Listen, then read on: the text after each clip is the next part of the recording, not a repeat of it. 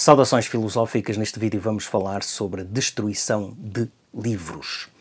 Uma das obras mais importantes sobre esta temática intitula-se justamente História Universal da Destruição dos Livros, de Fernando Baez. Segundo Chomsky, este é o melhor livro escrito sobre o tema. A certa altura, o autor escreve que é um erro frequente atribuir as destruições de livros a homens ignorantes, inconscientes do seu ódio.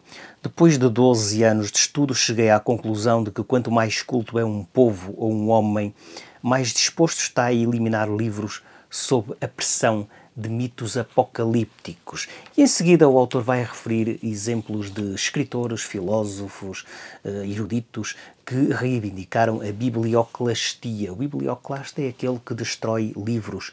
E então uma das figuras referidas é justamente David Hume, um homem tão tolerante como o filósofo escocês. David Hume não vacilou quando exigiu a supressão de todos os livros de metafísica.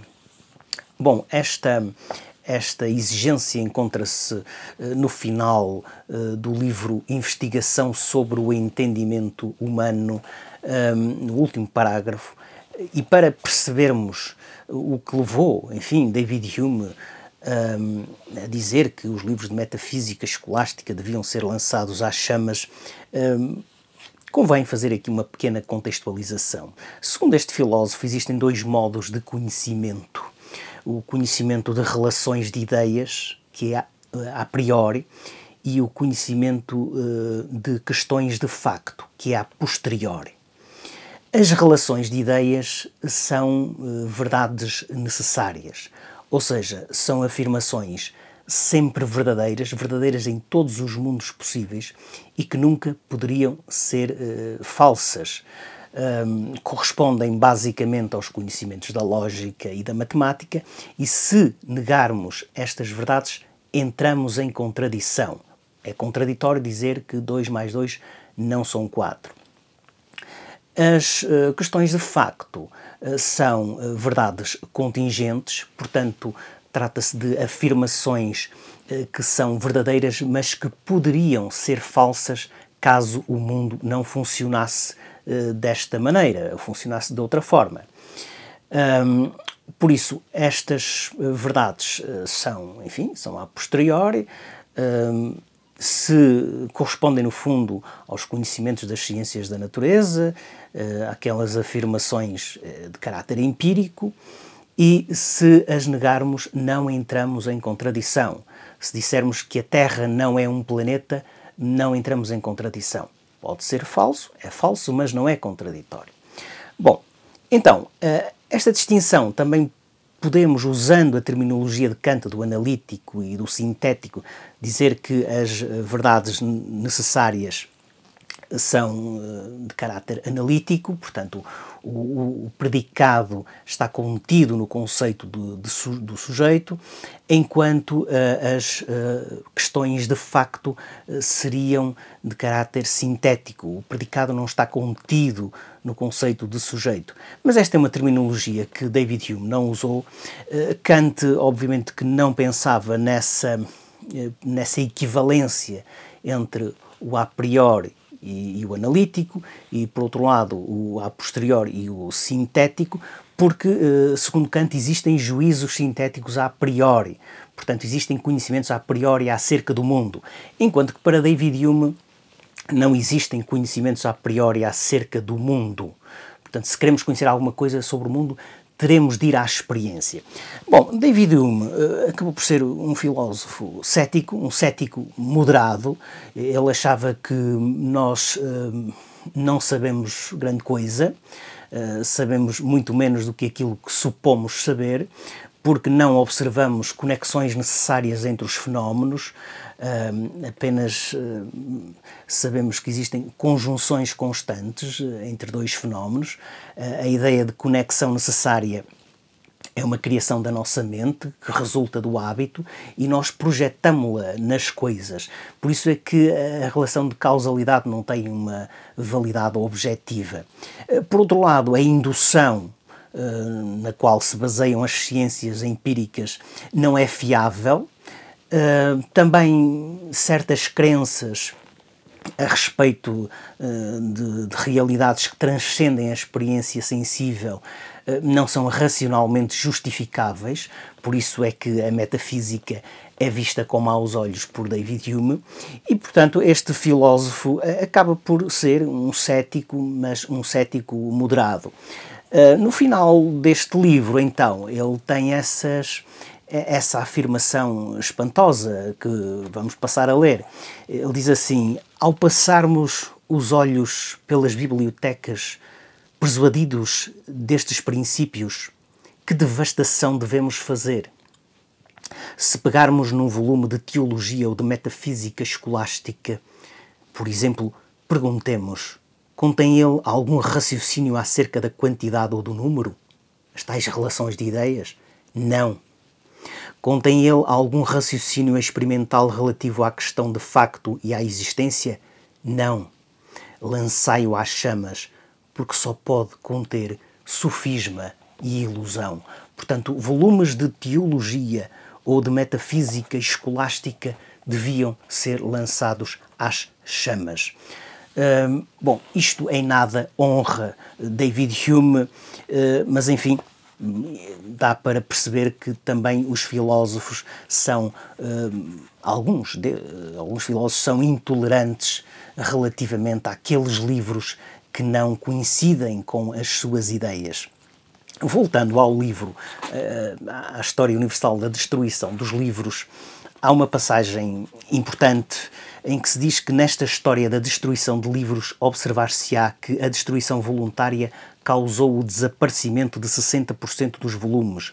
Os outros 40% devem imputar-se a fatores heterogéneos, entre os quais sobressaem desastres naturais, incêndios, furacões, inundações, terremotos, maremotos, ciclones, monções, etc., acidentes, incêndios, naufrágios, etc., animais como a traça, os ratos e os insetos, mudanças culturais, extinção de uma língua, modificação de uma moda literária, e por causa dos próprios materiais com que se fabricaram os livros. A presença de ácidos no papel do século XIX está a destruir milhões de obras. Haveria que saber, além disso, quantos livros foram destruídos por não terem sido publicados, quantos livros em edições privadas se perderam para sempre, quantos livros que se deixam esquecidos na praia, no metro ou no banco de um parque chegaram ao seu fim.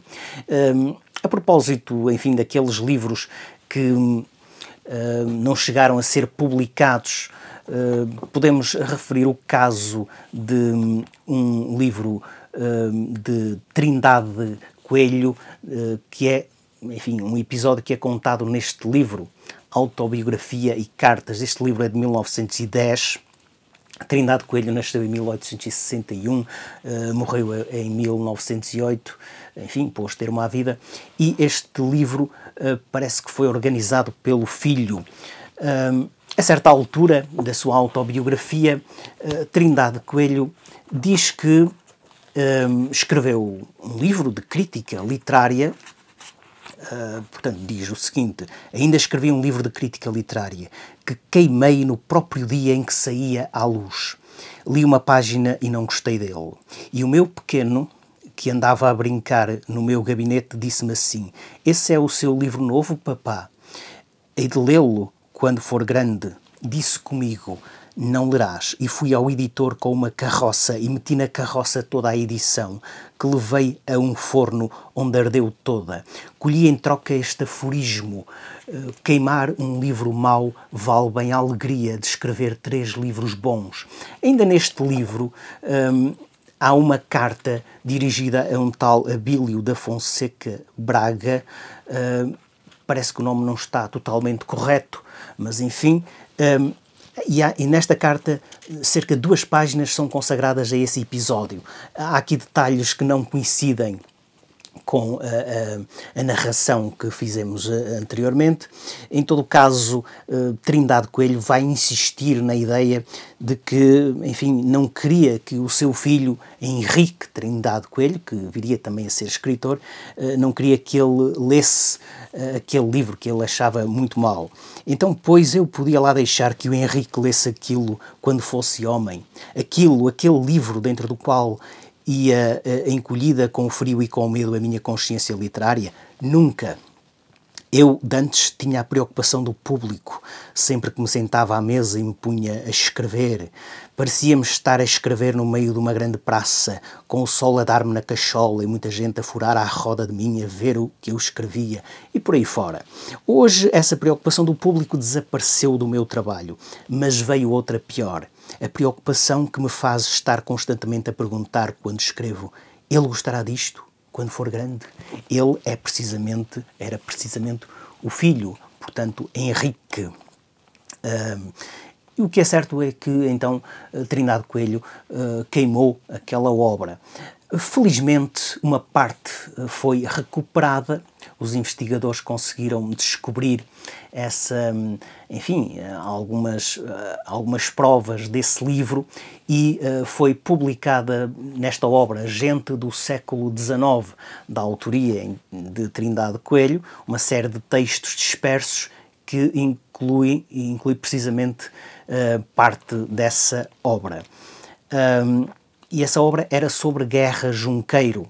Em todo o caso, Trindade Coelho, enfim, queimou um dos seus livros e isso não deixa de ser algo que deve ser lembrado, talvez pela negativa, porque, enfim, os escritores, afinal, não são tão tolerantes, neste caso, consigo próprios.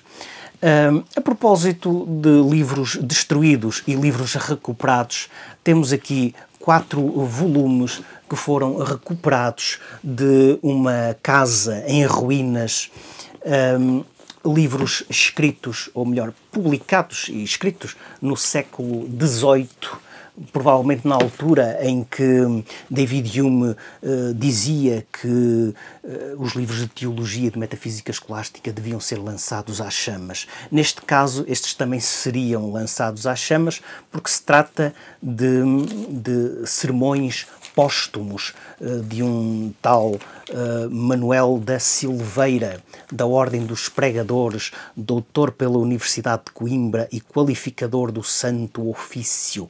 Portanto, enquanto qualificador do Santo Ofício, talvez este senhor tenha redigido pareceres que levaram à queima de livros.